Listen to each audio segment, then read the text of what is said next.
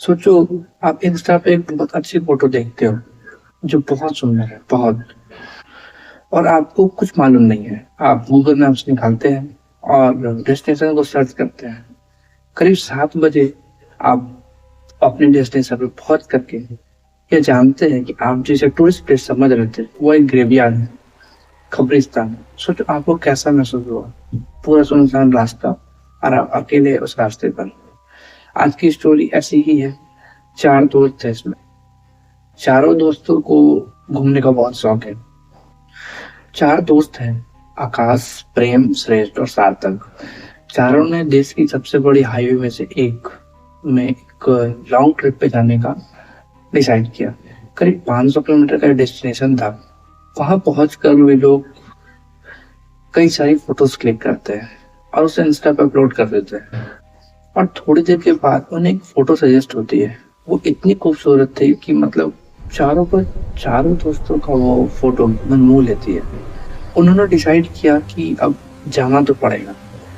जाने के टाइम पे यानी कि लौटने के टाइम पे उन्होंने यह प्लान बनाया कि हाईवे से करीब 30 किलोमीटर की दूरी पर जो एक कच्चे रास्ते में थी उस पे जाना था।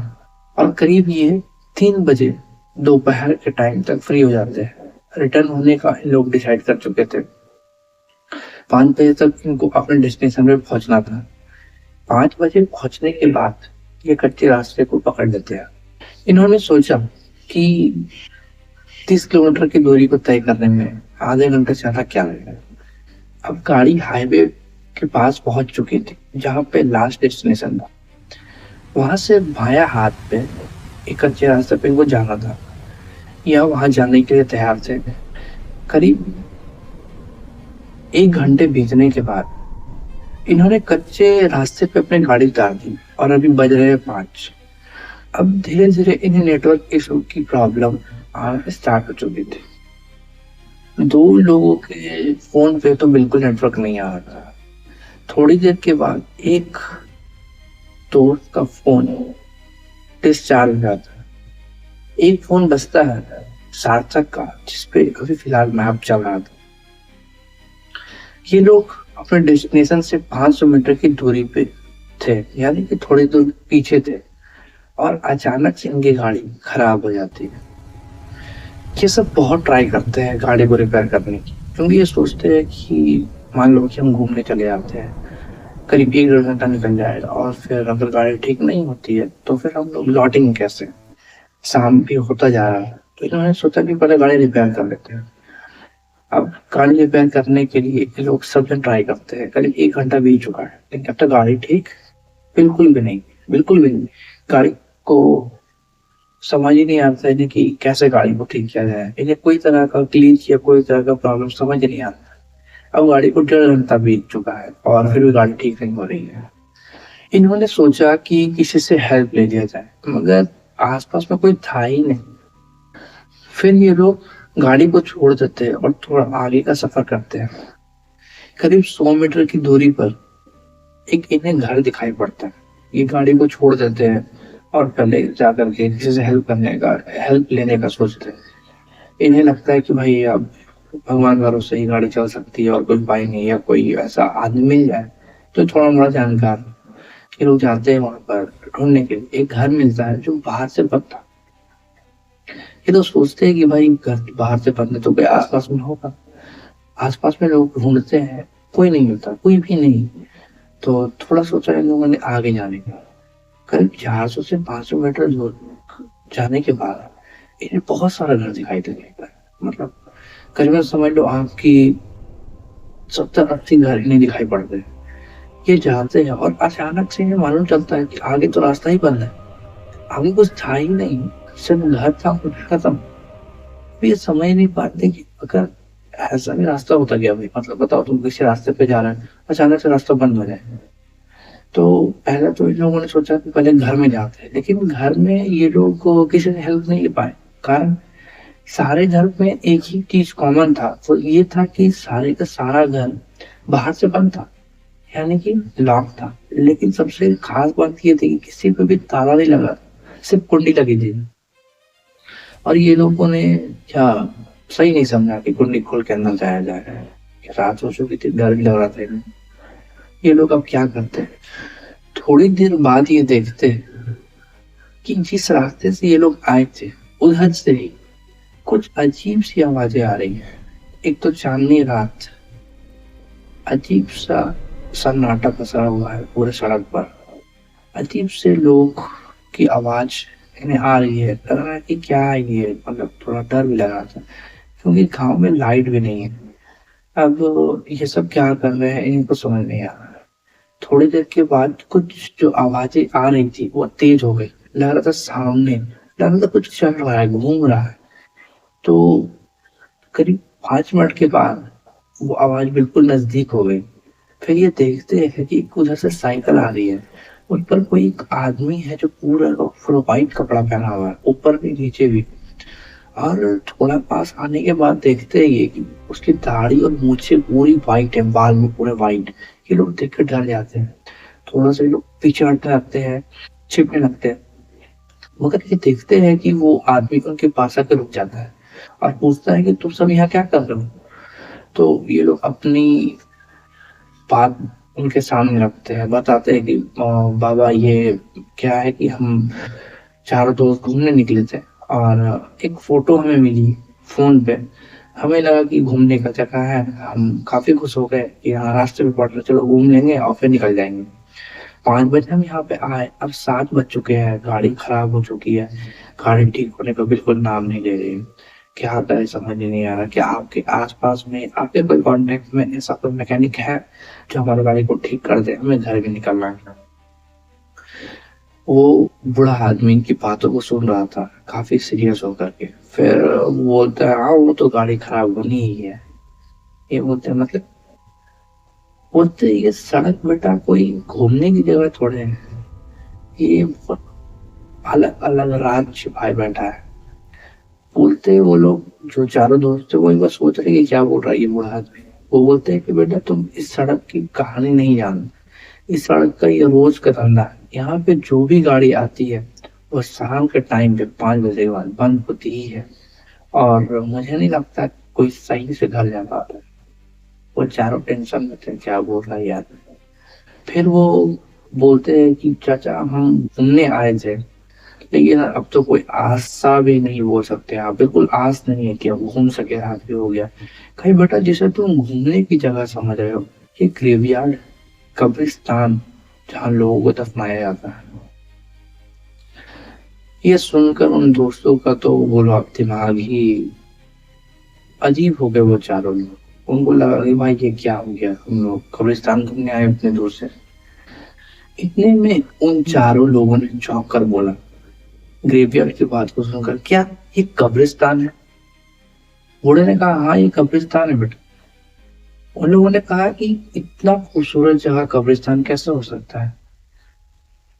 अच्छा अगर आप यहाँ तक आ गए तो ज्यादा चांस है कि आपको स्टोरी अच्छी लग रही है, तो आप एक लाइक कर दे, इससे हमें समझ में आएगा कि आपको पूरी स्टोरी पसंद आ रही है। बाकी चलते हैं आगे की कहानी पे। इतने में उन लोगों ने वापस से पूछा कि ये कब्रिस्तान कैसे हो सकता है बाबा, इतना खूबसूरत जगह। वो बताते हैं यहाँ से थोड़ी दूरी पर एक छोटी सी नदी है जो बहुत अच्छी है, बहुत खूबसूरत है।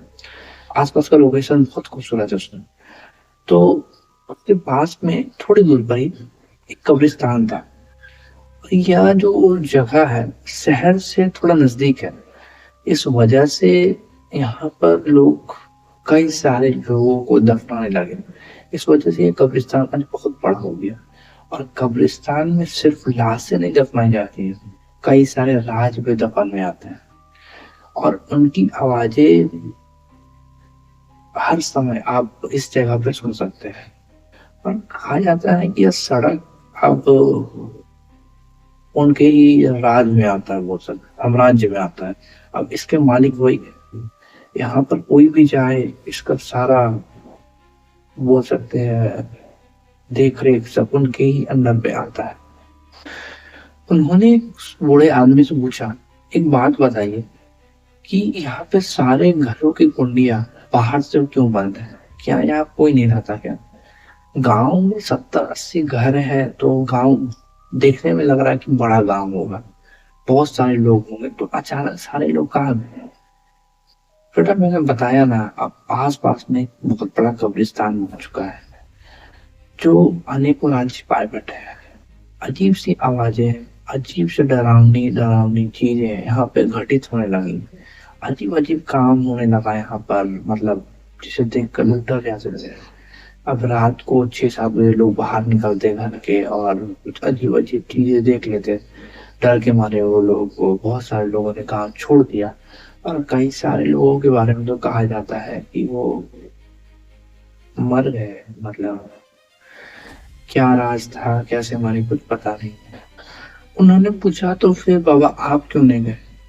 बूढ़े आदमी ने बताया कि मैं अकेला आदमी ठहरा और मुझे किस चीज की दिक्कत हो सकती है, बाकी ये चीज छोड़ो। अभी तुम्हारा बाहर रहना खतरे से खाली नहीं है, ये जगह बिल्कुल ठीक नहीं रही है। अब तो तुम आज भर या आज रात के लिए मेरे झोपड़ी में आकर रह सकते हो। ये चारों रेडी हो जाते, तैयार हो जाते हैं कि भाई इतना सुनसान जगह है, चलो चलते हैं नहीं कि झोपड़ी में। चारों चले जाते हैं और गेट को अंदर से बंद कर दिया जाता है। झोपड़ी के अंदर आने के बाद वो लोग उनसे पूछते हैं कि मतलब ऐसा क्यों, कि रात को अभी के टाइम पे खतरा बहुत ज्यादा है, कुछ ऐसा हादसा घटित होता है क्या, मतलब घटित हुआ है क्या? और उन्होंने बताया कि आज से करीब 3 साल पहले एक लेडी अपने हस्बैंड के साथ रात में हाईवे पे घूम रही थी। हाईवे पे लोग थे मगर इतने भी नहीं थे। जो कार थी उनकी वो अचानक ट्रक से जा करके टकरा जाती है, बहुत खराब एक्सीडेंट होता है। तो जो हस्बैंड था उस लेडी का, वो वहीं पे मर जाता है, डेथ हो जाती है उसकी। लेकिन उस लेडी की जो बायां पाँव है उसका, वो टूट जाता है। और वो वैसे ही लगाते लगाते कार से बाहर निकलती है और चारों साइड लोगों से बोलती है कि प्लीज मेरी मदद करो, प्लीज मेरी मदद करो, लेकिन कोई भी सामने नहीं आता है। और इस वजह से ही वो काफी नाराज थी कि अगर हेल्प हो जाता थोड़ा तो शायद उन लोगों की जान बच जाती। और उन दोनों को भी इसी कब्रिस्तान में दफनाया गया था। और इसलिए इस रोड पर आज के टाइम पे 5 से 7 बजे कोई भी गाड़ी आती है तो वो खराब होती ही है। और कोई भी अगर हेल्प मांगता है तो आप समझ सकते हो वो बहुत ज्यादा गुस्सा हो जाती है उन पर। और कई सारे ऐसे मतलब हादसे उनके साथ घटित होते हैं जो वो बता भी नहीं पाते। ऐसा बहुत से लोग कहते हैं कि जो भी उस लेडी के हाथ में आ जाता है इस टाइम पे वो कभी भी जिंदा घर नहीं जाता है। तुम सब ऐसा करो कि आज रात यहीं पे रुक जाओ, कल सुबह होते ही अपने घर की ओर निकल जाना।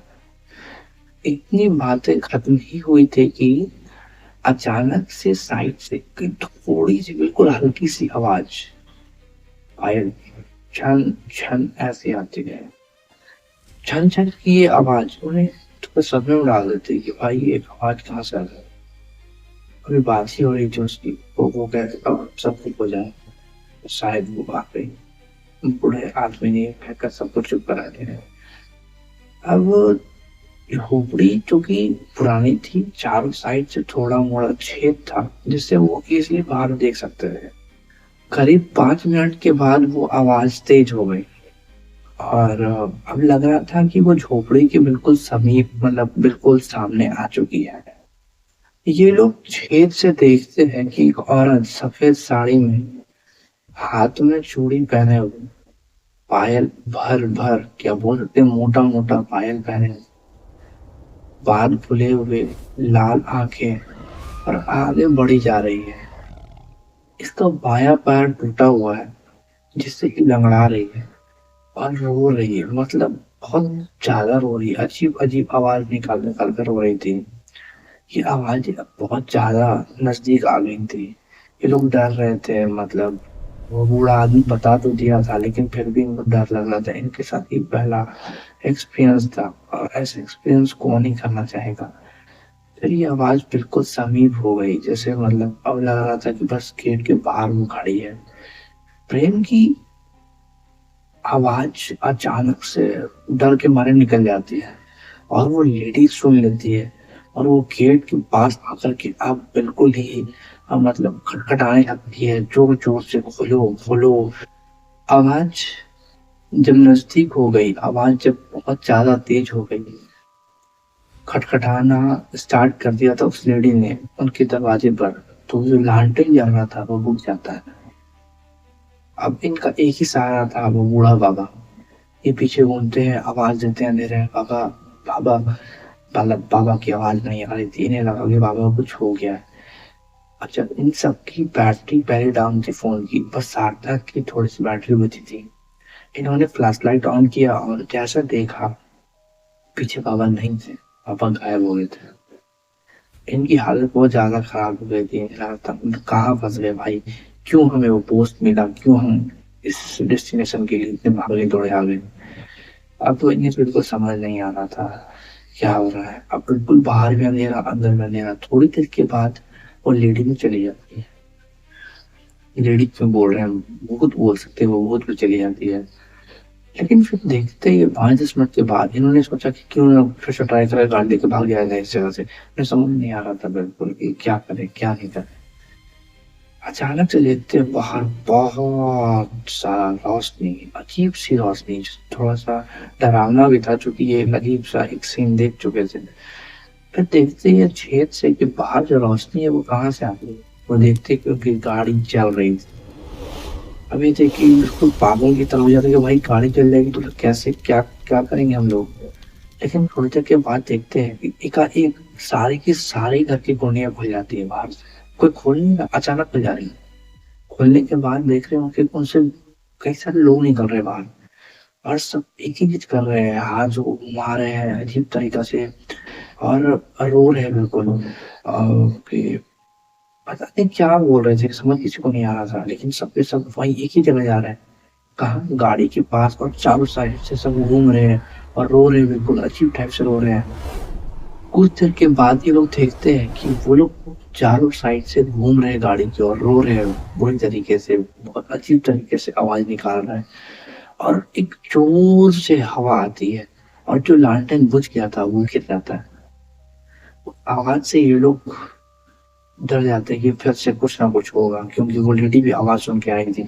अभी देखते हैं कि ये लोग कहीं जा रहे हैं और 5 मिनट के बाद देखते हैं कि झोपड़ी के चारों साइड से एक अजीब अजीब आवाज आ रही है। छेद से देखते हैं कि चारों साइड से गिर चुके हैं लोग से, बिल्कुल गिर चुके हैं, इनको जाने हुए रास्ता नहीं था। और दरवाजे पे, खिड़कियों पर, ऊपर से चारों साइड से लोग खटखटा रहे हैं, दौड़ रहे हैं कि कैसे करके अंदर आया जाए।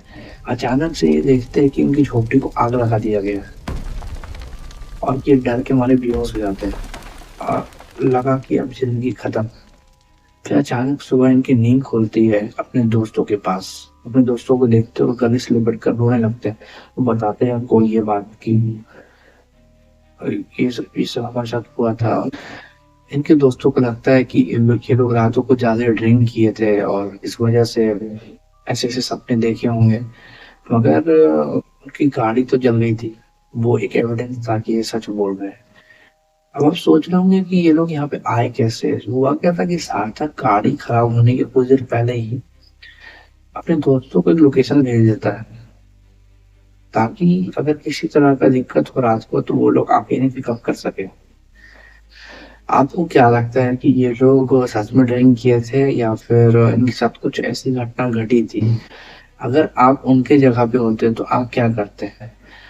बाकी चैनल को सब्सक्राइब कर लो, हमारा नया वीडियो 87 का ग्रेवयार्ड आने वाला है और उसे देखने के लिए सब्सक्राइब कर लेना।